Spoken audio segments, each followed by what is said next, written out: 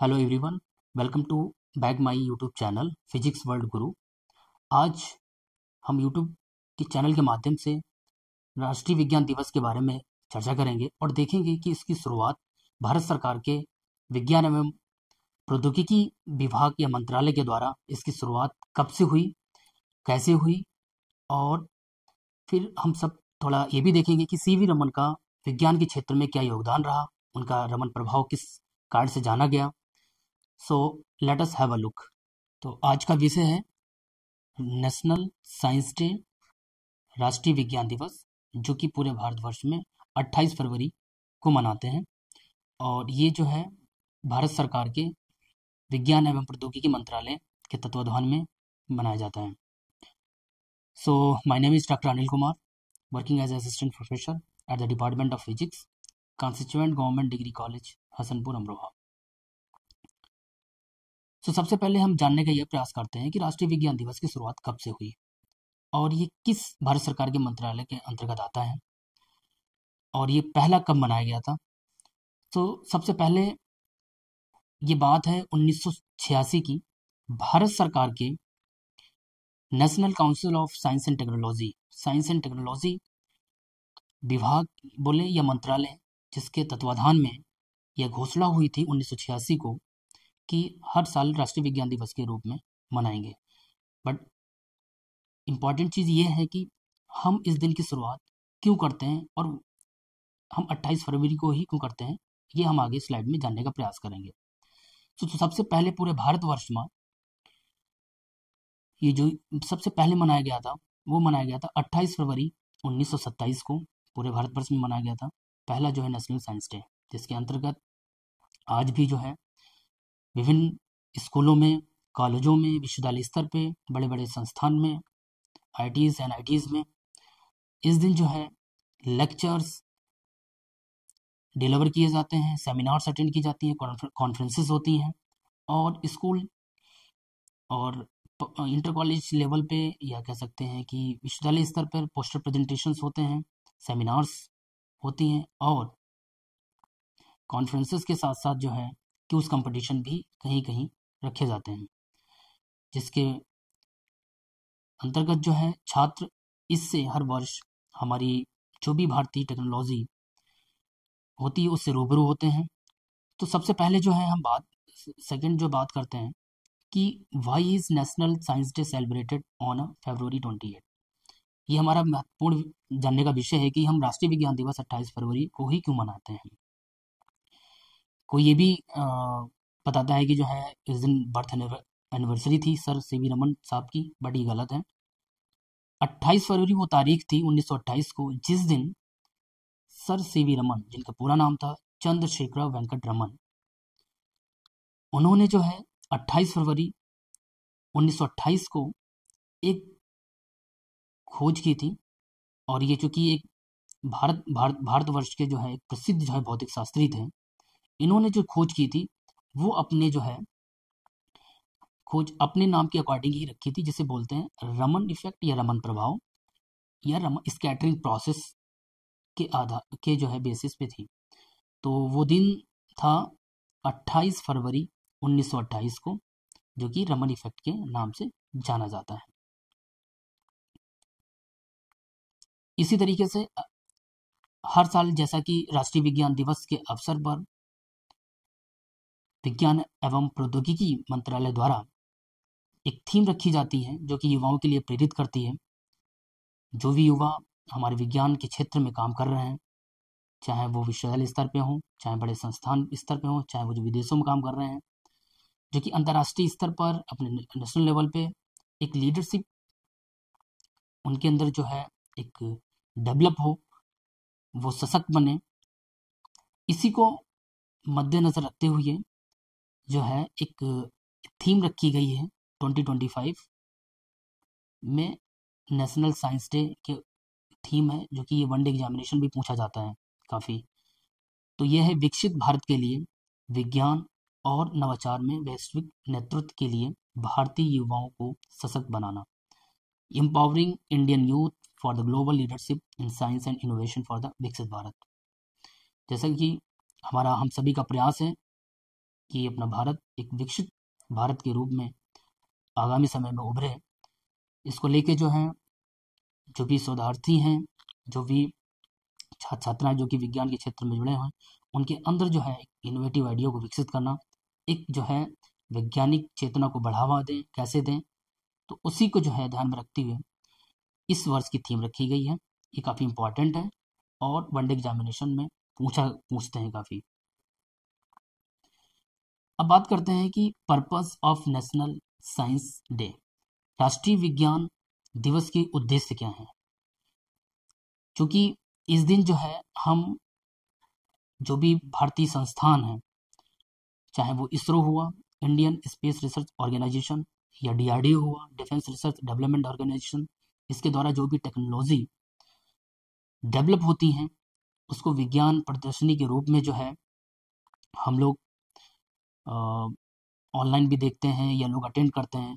एक जैसे जिस तरीके से इंडियन साइंस कांग्रेस होती है जो कि हर साल होती है, उसमें DRDO के माध्यम से जो भी टेक्नोलॉजीज हर साल डेवलप होती है उसकी प्रदर्शनी होती है। वो हर साल एक डिफरेंट जो है यूनिवर्सिटीज़ के द्वारा जो है हेल्ड होती है, पूरे भारतवर्ष में हर साल होती है। तो उसी तरीके से जो है जो भी टेक्नोलॉजीज़ हैं हम उसको लेके जो है आम नागरिक के बीच में देश के जो है कैसे उस टेक्नोलॉजी से रूबरू कराएं, जिससे जो भी डिफरेंट फील्ड्स हैं उससे रिलेटेड जो भी छात्र हैं उन सब के बीच जो है अवेयरनेस को लोगों को अवेयर करना, चाहे आम नागरिक हो, चाहे वो रिसर्च स्कॉलर्स हों, पूरी रिसर्च कम्युनिटी हो। तो जो भी साइंस और समाज के बीच जो है जो दूरी है आज भी, उसे कम करना, कैसे हम उसे जो है टेक्नोलॉजी फ्रेंडली बनाएं, ये हमारा पहला उद्देश्य रहा है और हमेशा रहेगा। तो ये जो डिस्टेंस है विज्ञान समाज के बीच तभी कम होगी। उसके बाद दूसरा जो है उद्देश्य के रूप में हम ये देख सकते हैं जो भी साइंटिफिक थिंकिंग है, जो भी इनोवेटिव आइडियाज़ हैं उसको जो है प्रोत्साहित करना। क्योंकि सबसे पहले जो भी होता है सबसे पहले एक हाइपोथेटिकल जो है किसी विषय में सोचते हैं, ये मुझे इस तरीके से उस पर कार्य करना चाहिए। और मेन मोटिव ये है कि हमें हमेशा साइंटिफिक थिंकिंग को लेके चलना चाहिए, जिससे जो नए नए इनोवेटिव आइडियाज़ आते रहें और वो जो है देश के हित में टेक्नोलॉजी के रूप में वो देखने को मिले। ये जो है मेन मकसद होता है। जो भी हमारी साइंटिफिक अचीवमेंट्स हैं उन सबको जो है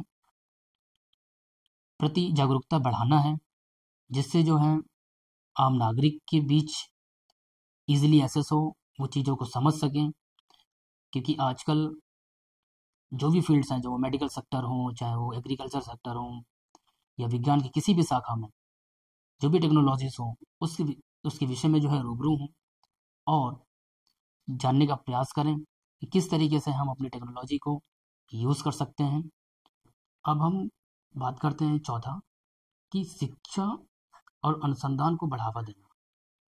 क्योंकि जब तक हम रिसर्च में अगर हम लोग बढ़ावा नहीं देंगे तो जो भी इनोवेटिव आइडियाज़ आते हैं तो उसको हम एक टेक्नोलॉजी के रूप में प्रदर्शित नहीं कर सकते हैं। तो एक जो है किसी भी संस्थान की विश्वविद्यालय स्तर पर एक रिसर्च इन्वायरमेंट का होना भी जरूरी है और वहाँ का एजुकेशन की गुणवत्ता को जो है विशेष ध्यान में रखते हुए हमें अपने रिसर्च करना चाहिए। उसके बाद जो है तकनीकी प्रगति के प्रति जो है जागरूकता फैलाना बहुत ज़रूरी है। क्योंकि जब तक हम टेक्नोलॉजी के फ्रेंडली नहीं होंगे तब तक हम आम नागरिकों को इवन और हम सभी जो है जागरूक नहीं होंगे। तो जो भी टेक्नोलॉजी हैं या टेक्निक्स हैं उनके जो है प्रगति के प्रति जो है जागरूक होना और उनको फैलाना बहुत अति महत्वपूर्ण है। उसके बाद जो है वैज्ञानिक मानसिकता को राष्ट्रीय स्तर पर मजबूत करना।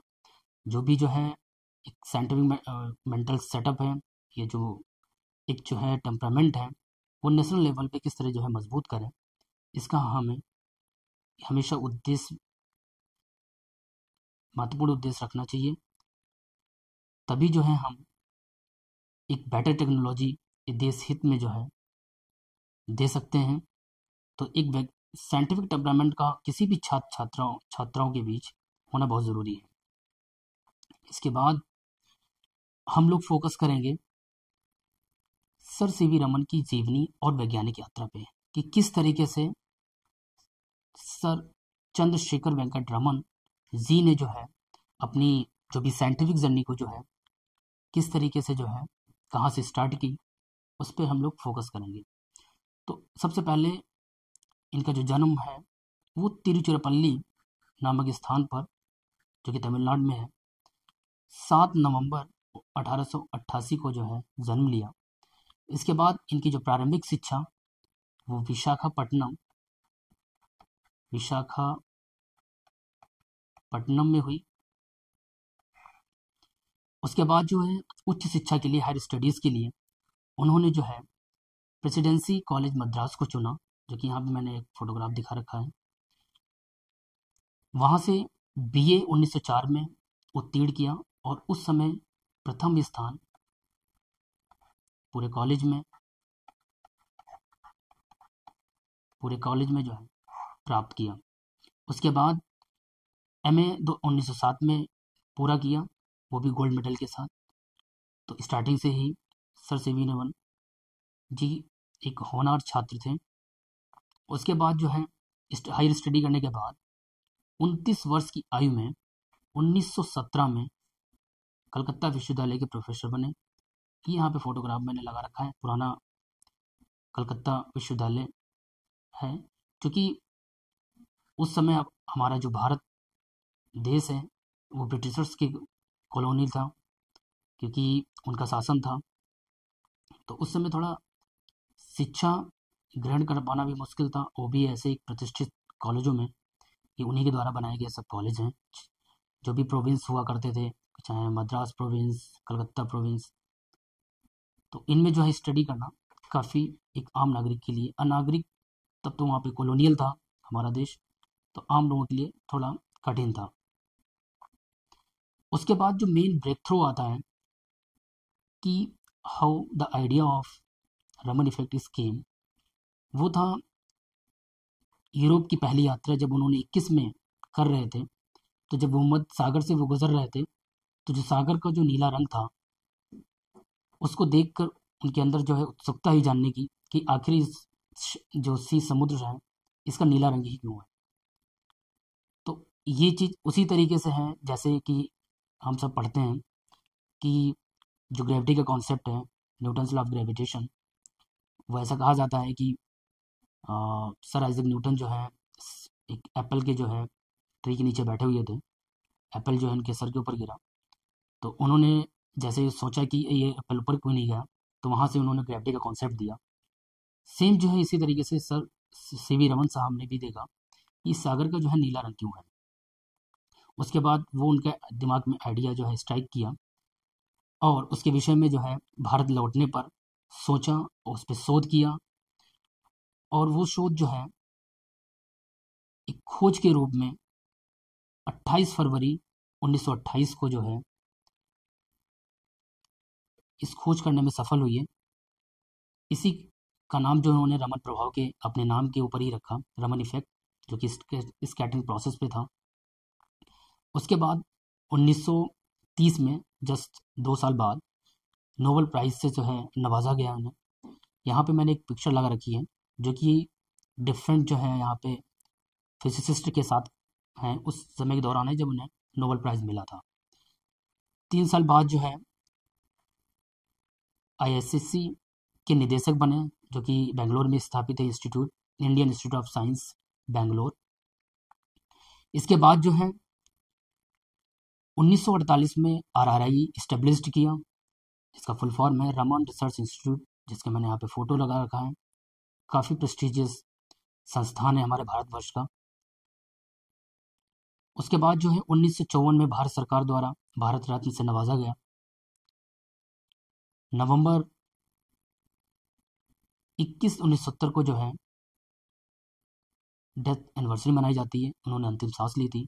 और निदेशक RRI में निदेशक बनने के बाद उन्होंने पूरा उसके बाद का जीवन उन्होंने RRI में ही जो है अपना व्यतीत किया, एक जो है निदेशक रूप में, एक अच्छे जो है रिसर्च साइंटिस्ट के रूप में। इस तरीके से हमने देखा कि कहाँ से कहाँ जो है सर सी वी रमन ने अपनी जो है यात्रा हायर स्टडी की जो है प्रेसिडेंसी कॉलेज मद्रास से स्टार्ट की और आरआरआई तक उन्होंने जो है यात्रा जो है कंप्लीट की। इनके द्वारा बहुत से संस्थान आज भी प्रतिष्ठित हैं पूरे भारतवर्ष में, चाहे वो आईएससी हो, चाहे वो आरआरआई हो। ऐसे तमाम जो है संस्थान आज भी जो है भारतवर्ष में जो है मुकाम स्थान हासिल किए हुए हैं। तो आज का जो भी राष्ट्रीय विज्ञान दिवस है वो पूरा जो है केंद्रित है जो है सर सी वी रमन के ऊपर, क्योंकि इन्हीं के जो है इनकी खोज जो हुई थी रमन प्रभाव 28 फरवरी 1928 को। तो 28 फरवरी वो डेट है जिसको आज हम सब जो है पूरे भारतवर्ष में विज्ञान दिवस के रूप में मना रहे हैं। अब हम थोड़ा जानने का प्रयास करते हैं कि रमन प्रभाव है क्या। तो इसके पहले हम थोड़ा इस पिक्चर पे ध्यान देते हैं। एक समुद्र की पिक्चर है जिसकी सरफेस जो है मुझे नीले दिखाई दे रही है, इसकी जो सरफेस है वो है ब्लू, राइट। जैसा कि मुझे एक हम लोग बेसिक स्कूल में पढ़े हैं, बेसिक क्लासेस में, कि जब कोई भी इंसिडेंट लाइट प्रिज्म के एक सरफेस पे पड़ती है तो वो जो है एक दूसरी सरफेस से 7 कलर्स में स्प्लिट होती है, जिसमें हम डिस्पर्जन ऑफ लाइट बोलते हैं। और ये डिस्पर्जन एक जो है सिस्टमेटिक मैनर में होता है, इसे हम बोलते हैं विव ग्योर, राइट। वी से जो है वायलेट, आई से इंडिगो, बी से ब्लू, जी से ग्रीन, ए से येलो और ओ से ऑरेंज, देन जो है रेड। ये जो ऑर्डर होता है ये इंक्रीजिंग ऑर्डर लैम्डा का होता है। मतलब रेड जो है has a more wavelength as compare to other colours. तो वहाँ पे जब बाद में एक्सप्लेनेशन के बाद उन्होंने ये पाया कि ब्लू कलर की जो वेवलेंथ है वो काफ़ी कम होती है as compare to red, orange, yellow and green. इसीलिए ये कलर सब क्या होते हैं, ये एब्जॉर्ब हो जाते हैं वाटर मॉलिक्यूल्स के द्वारा। मोस्टली जो ब्लू कलर होता है वो वाटर मॉलिक्यूल के द्वारा स्कैटर्ड होता है इंटायरली इनसाइड द सी। तो वो क्या होता है, स्कैटर्ड होने के बाद वो टोटल रिफ्लेक्ट करता है। इसी वजह से हमें पूरा सरफेस जो है नीला दिखाई देता है। इसी जो है प्रिंसिपल या इसी सिद्धांत को लेके उन्होंने जो है रमन इफेक्ट भी दिया था। तो यदि हम सिंपल से अगर मैं इसको समझने की कोशिश करें, मान लेते हैं मेरे पास एक वेजल है, एक बर्तन है, ग्लास है। तो इस तरीके से अगर हम देखें, ये मेरे पास ग्लास है, इसमें अभी तरल पदार्थ के रूप में वाटर है।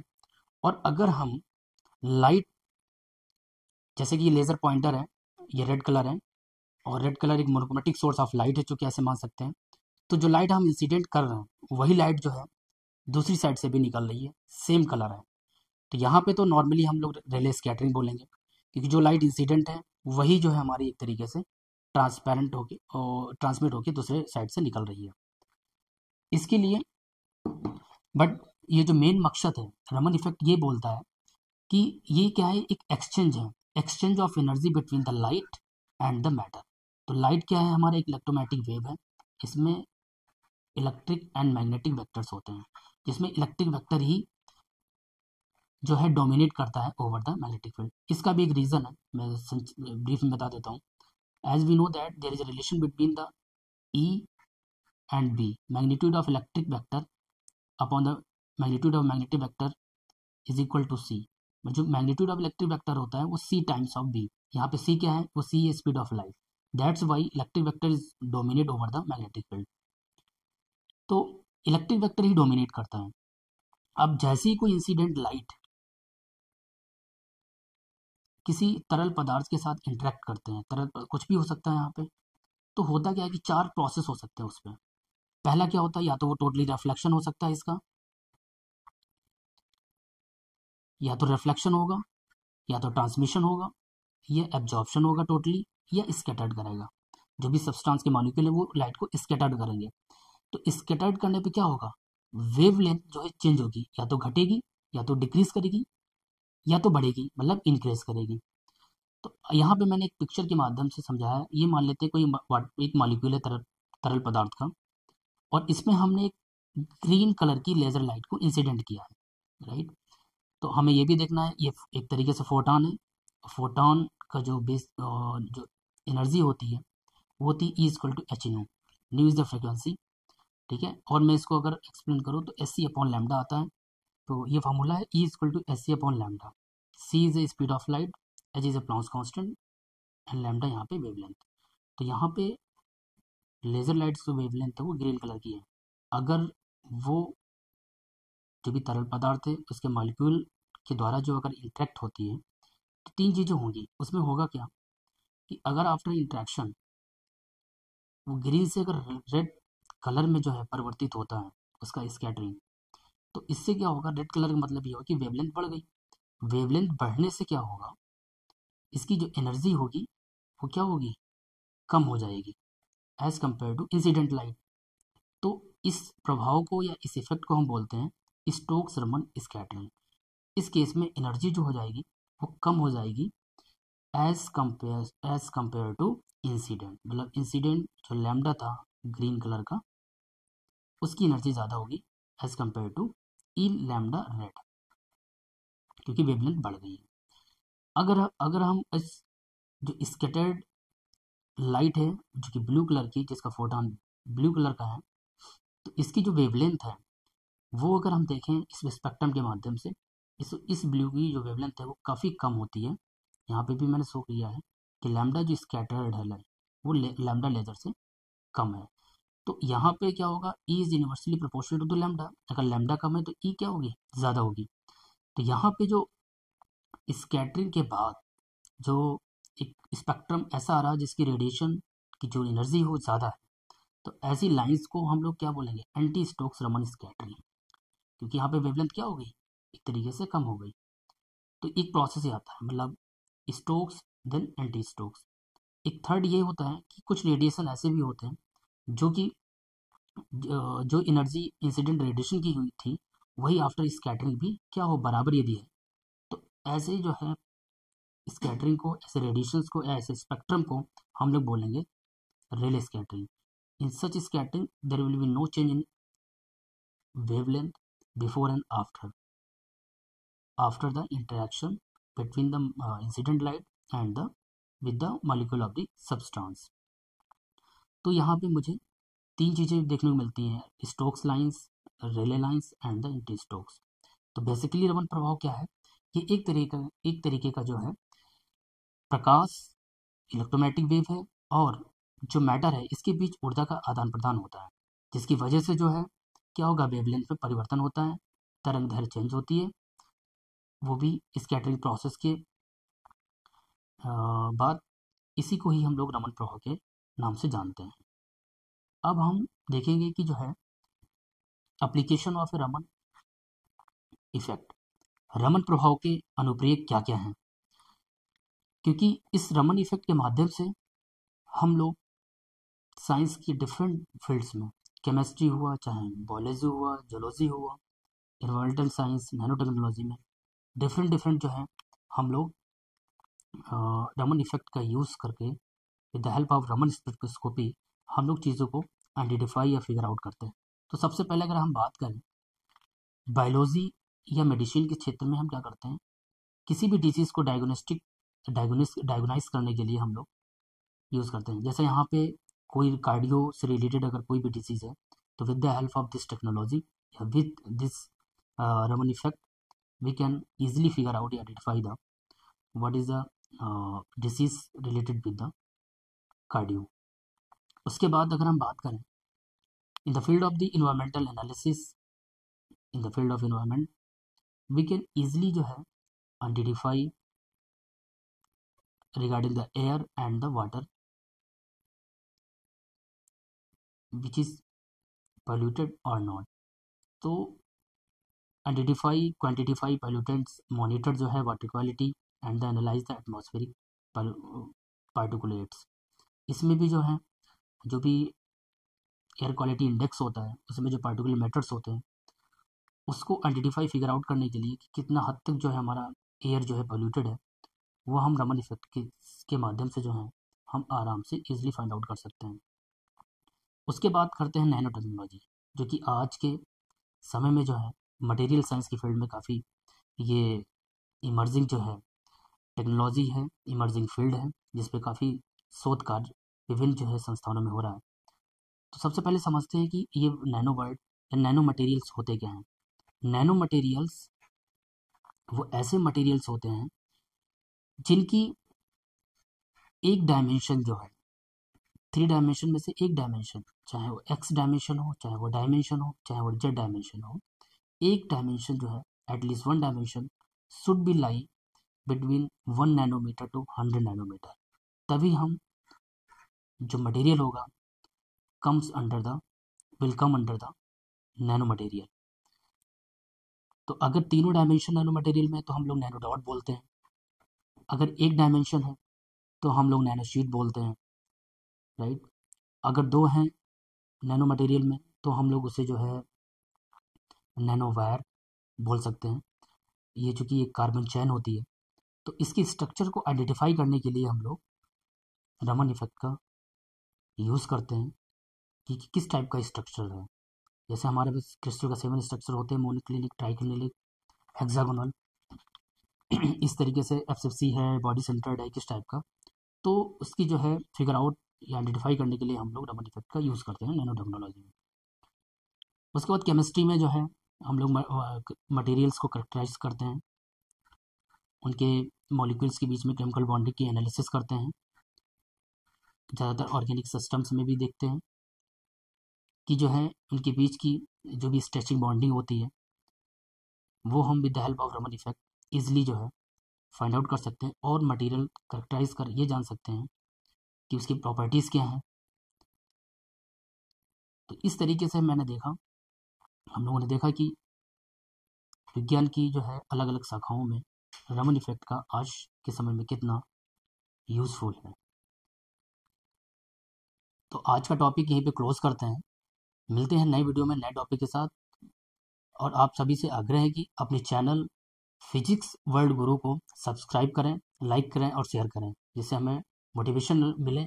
और मैं ज़्यादातर जो है साइंस रिलेटेड टॉपिक्स को मैं अपने यूट्यूब के माध्यम से, चैनल के माध्यम से जो है अपलोड करते रहें और आप तक जो है ज्ञानवर्धक चीज़ें पहुंचती जाएं। धन्यवाद।